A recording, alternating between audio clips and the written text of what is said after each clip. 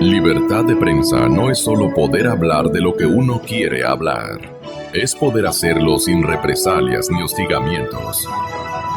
Bien, para dar a conocer a la ciudadanía lo que va a significar el hecho de este gran descubrimiento que nos anunció el señor vicepresidente de la República, Jorge Glass, de que las reservas en ITT podrían incrementar todavía más en el 2016. Esto ha advertido el gerente de Petroamazonas. Tenemos inclusive un audio, pero vale la pena más bien escuchar a nuestro analista. Doctor Calero, bienvenido. Mi saludo cordial también. Creo que podríamos retomar con algunas precisiones, algunos criterios, creo que lo suficientemente explícitos y concretos, y para que la ciudadanía no se pierda en algunos tecnicismos y en algunos elementos que a la postre inclusive resultan difíciles de explicar, de graficar. Solamente quisiera que, porque la mayoría... Doctor, lo que pasa es que la mayor parte de lo que ha preguntado al periodista al andar por las calles capitalinas es, ¿pero qué de malo tiene que estén anunciando que hay más petróleo en el yacimiento del ITT? Le podríamos explicar aquello Pero primero. Claro, ayer dije yo, de ser cierto, qué bueno sería para el país. Pero claro, de ser cierto, qué bueno sería para el país.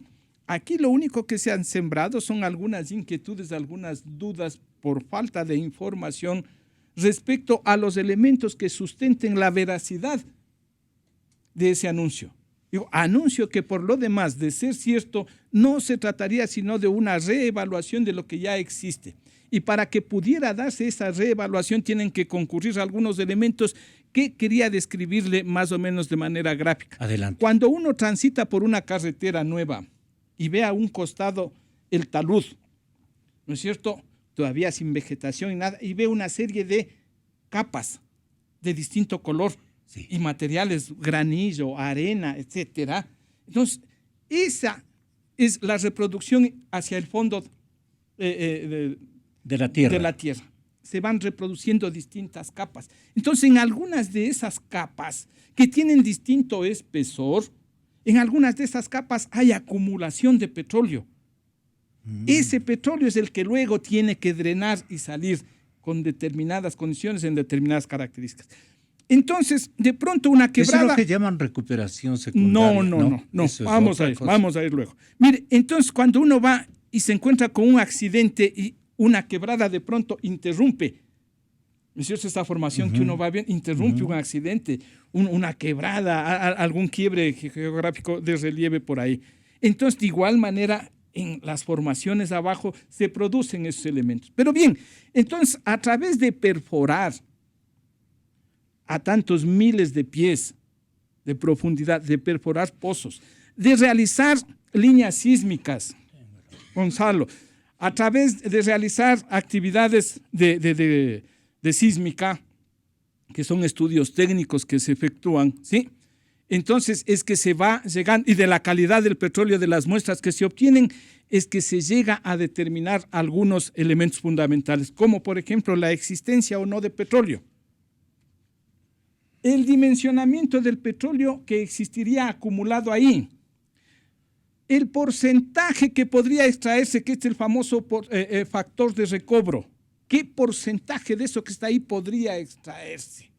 Y luego ese porcentaje aumenta con actividades de recuperación mejorada, por ejemplo, que luego también podríamos explicar de manera más amplia. Entonces, para que pudiera darse un descubrimiento, entre comillas, o una reevaluación de las reservas, deberían concurrir algunos elementos.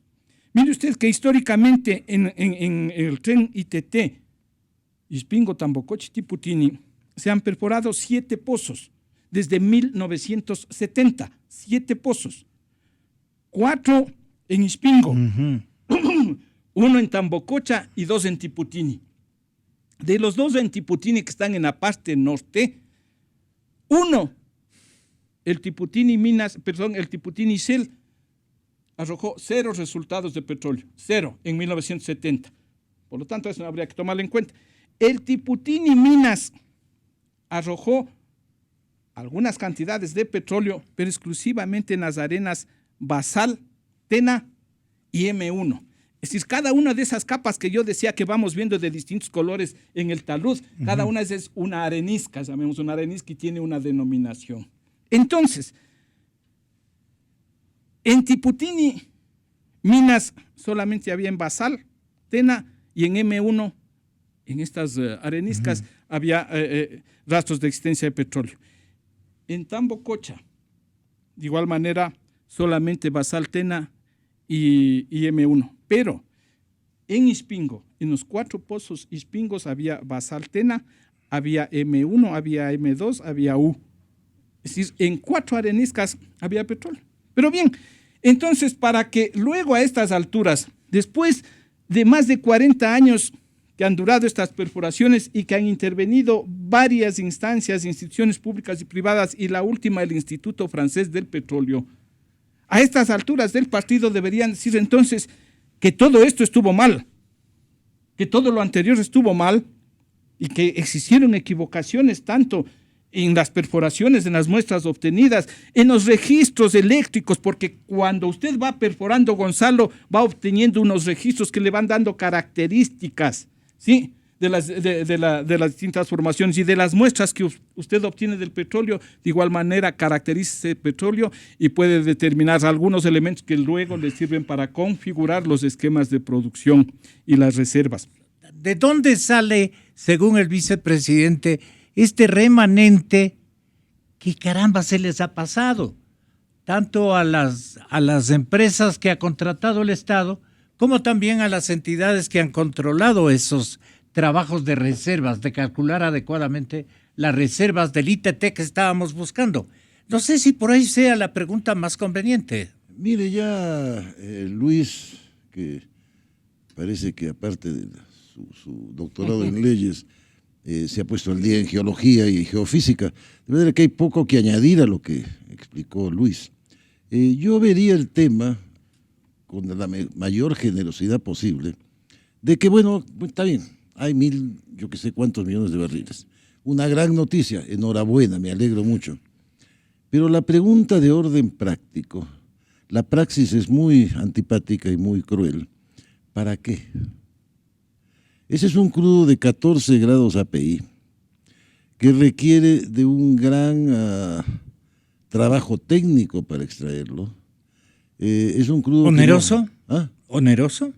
Muy oneroso. Yo voy a explicar por qué. Es un crudo de una calidad mala, con un contenido muy alto de metales, de vanadio, de azufre, etcétera, etcétera, etcétera. Y por su densidad no fluye fácilmente. Es una brea. Entonces, supongamos que sean ciertas las noticias dadas por el gobierno, que están respaldados por las Santas Escrituras o por el Antiguo Testamento o quien quiera que sea. Supongamos que así sea. Yeah. Seamos gente de buena fe. Entonces, bueno, vamos a producir ese petróleo. ¿Qué es lo que vamos a hacer?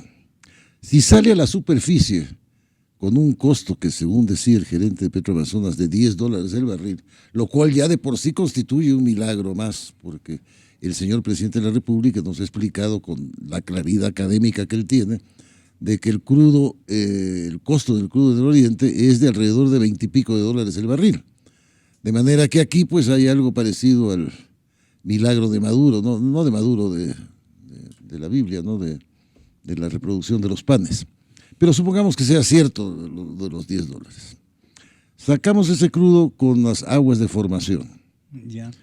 Lo normal sería separar las aguas de formación en ese momento, reinyectarlas al subterráneo, a la parte baja, porque son aguas que tienen, pues, inclusive son radiactivas muchas veces, son de muy mala condición, hay una serie de metales y venenos allá adentro, y transportar ese crudo ya una vez divorciado del agua, llevarlo al SOTE o al OCP.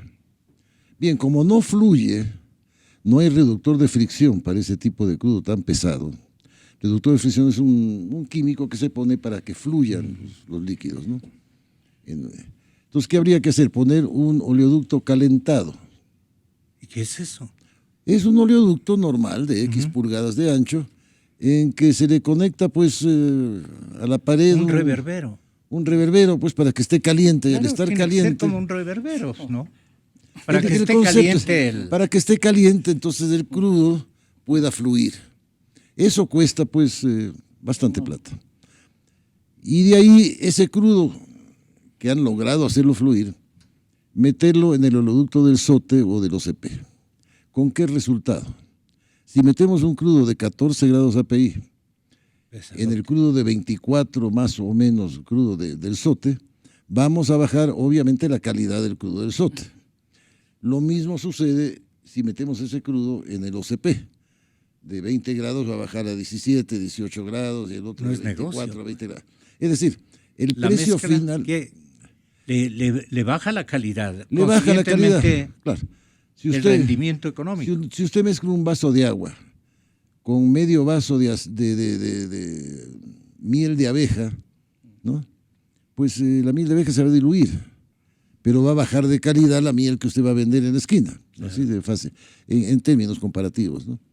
Entonces, ¿qué pasa? Que va a bajar el precio de exportación del crudo ecuatoriano si hacemos eso. ¿Cuál es la respuesta que dieron a este problema hace tiempo atrás? Pero dada la falta de información que hay por parte del gobierno, por lo menos yo no conozco exactamente qué es lo que piensan hacer hoy día, pero la información original era de que pensaban hacer en Tiputini, en ese sector, una planta de mejoramiento de crudo. Es decir, meter el crudo, un serpentín de vapor seco de 700 grados, sacar las moléculas más livianas y producir un crudo de alrededor de 20, 22 grados API, algunas personas decían 30 grados API. Y ese crudo sí fluía y se lo podía llevar pues a cualquier parte. Problema. Eso dejaba más del 50 o cerca del 50% de residuos en la refinería. Y ese residuo, ahora yo, ¿qué hago con ese residuo? Entonces la respuesta en ese momento fue, con ese residuo voy a hacer una empresa termoeléctrica que produzca hasta 300, 500 megavatios. Y eso costaba 1.000 y pico millones más, o sea, estamos ya con una inversión de alrededor de 5.000 millones para el proyecto. Sin tomar en cuenta de que, según recuerdo en mi geografía escolar, de la frontera con el Perú hasta Santa Rosa es una distancia relativamente larga y había que hacer una línea de tendido eléctrico desde la frontera con Perú hasta Santa Rosa. Ese es otro costo bastante alto. Además, lo que quiere saber la gente es si es o no procedente esta infraestructura, si vale o no vale la pena que nos empleemos a fondo, nos están engañando. Es decir, ¿cuál es el truco? ¿Cuál es la especie de cambalache que quieren hacer para justificar el endeudamiento que va a ser usado en otros menesteres y no precisamente en la construcción de una macro refinería como la del Pacífico? Por lo menos eso es lo que el periodista intenta más o menos darse cuenta, pero desde luego yo puedo estar súper equivocado. ¿Usted cómo nos esclarecería, digamos, este tema? Buen día, nuevamente. Fernando Villavicencio. Para los políticos y administradores serios, para los estadistas que manejan un Estado, una sociedad, las obras se construyen para suplir necesidades sociales. Para los que hacen negocios, las obras se construyen para eso, para hacer negocios. Entonces no pregunten si la refinería va a ser rentable para el país, si va a haber petróleo, si va a procesar o no petróleo, si va a funcionar o no. Lo importante es hacer la refinería porque quienes están atrás son los dueños, socios, accionistas, lobistas de los que venden los equipos, de los que venden el metal. Todos están listos. Entonces es muy importante partir Están de ahí. hambrientos por el proyecto. No es importante tener una carretera. Lo importante es que por esa carretera pasen autos y que tenga una utilidad. Este país, esta clase política o subclase política que nos ha llegado a gobernar con enorme dolor. Estos que nos están gobernando, dice usted. Efectivamente, nos pretenden hacer nuevamente perder la memoria, porque esa es la tara de nuestra sociedad. Desde el poder, con este estado de propaganda, nos hacen perder la memoria. Aquí están expertos Yo era todavía joven, pero sin embargo hice mis objeciones. Este discursillo de estado de propaganda, de en determinados momentos venir a decirnos el país tiene tanto petróleo que se riega por los poros. Le aseguro que con este discurso mañana vendrán a poner una plataforma en la Carolina y dirán que hay petróleo en la Carolina. Lo mismo dijeron, y aquí está Jorge Pareja y está Luis Calero, cuando intentaron, y en la práctica lo hicieron, convencerle al país para la firma del contrato del oleoducto de crudos pesados. Y nos metieron un tubo de 500 kilómetros diciendo que había demasiado petróleo y que solo los apátridas se oponían a la construcción del oleoducto de crudos pesados. Gonzalo, compatriotas, ¿sabe cuál es el tope de transporte, de capacidad que ha utilizado el oleoducto de crudos pesados? El 30% máximo. Señores gobernantes, señor Glass, señor presidente Correa, la historia no es suficiente con estas lecciones. Hay que ser responsable, estamos jugando con la patria. Ayer comenté el caso otro anecdótico, paradójico, del campo de Pungarayacu. Nos engañaron diciendo que había demasiadas reservas, que el país iba a producir en 2-3 años 110,000 barriles, que venían 5,000 millones de dólares de inversión. No, señor, el único barril que se produjo, que se vio de Ivanhoe, fue el que le entregó el señor David Martin, un barril de plástico que le entregó al presidente Correa en el Palacio para la firma del contrato. No salió un solo barril de Pungarayacu. ¿Y qué pidieron los chinos? ¿Qué exigió CNPC al Estado ecuatoriano para decidir si ellos participan o no como socios de la refinería del Pacífico? Señores del gobierno, moneticen las reservas de Pungarayacu. No, eso no es posible. Entonces, partamos de ahí. Aquí hay gente interesada en hacer negocios, valgan o no valgan los proyectos y las obras, como la refinería de Esmeraldas. Es una obra inservible. Se gastaron 2.300 millones de dólares y solo Carlos Pareja firmó 1.300 millones de dólares en contratos de un proyecto que yo tengo los documentos y lo va a sacar Focus, una oferta de la compañía Chiyoda del año 2007, entregada a Galo Chiriboga y al mando de la Marina para construir una nueva refinería. 178 millones. No, en 1.200 millones de dólares. Una nueva refinería. Presentada la oferta por Sumitomo Chiyoda el año 2007. La misma que construyó el primer oleoducto. La primera refinería. La primera refinería. Lo mismo que estamos viendo en Veracruz, en México. La oferta que está haciendo este consorcio norteamericano-mexicano para construir 6 plantas por 6,000 millones de dólares. Una planta de petroquímica. De 1,000 por cada planta. Una planta de petroquímica, por favor. O sea, yo no soy ingeniero químico, pero sí sé leer. Con todo respeto. Y aquí es de leer nomás y sentido común. Una planta de petroquímica, eso es agregar valor, cambiar la matriz productiva, ingeniero Glass. Sí, en México, 5,000 millones de dólares. ¿Y por qué no le dicen al país que no hay tal complejo petroquímico? Yo tengo los documentos, ingeniero Glass. No hay que engañar al país. No existe complejo petroquímico del Pacífico.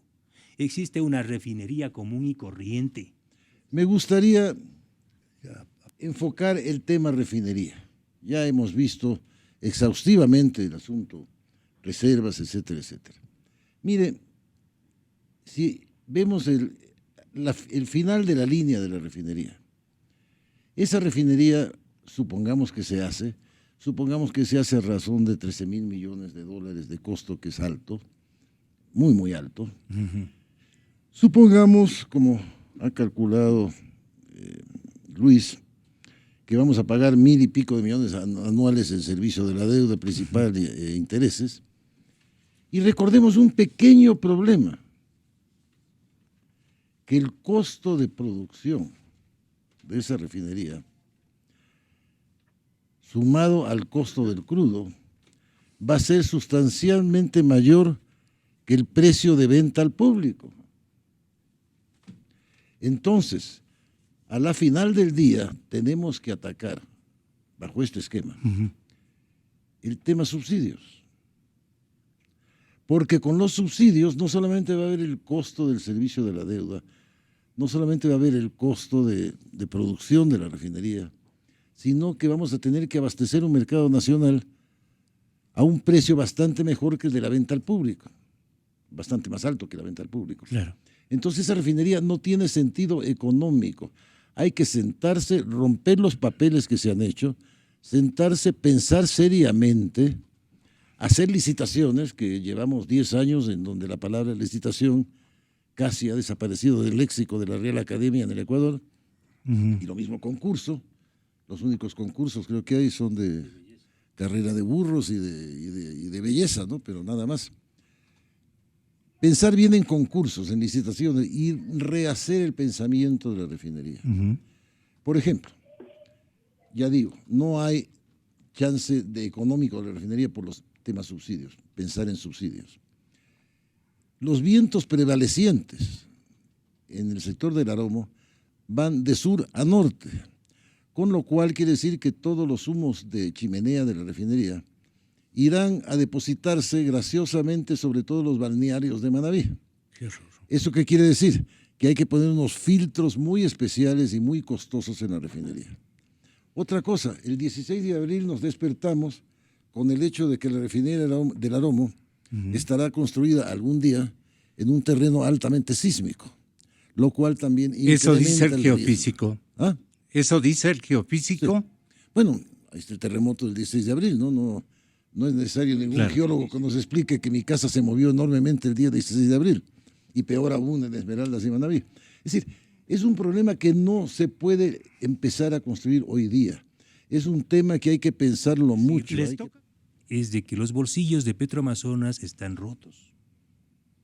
No tienen un centavo. Tienen deudas millonarias.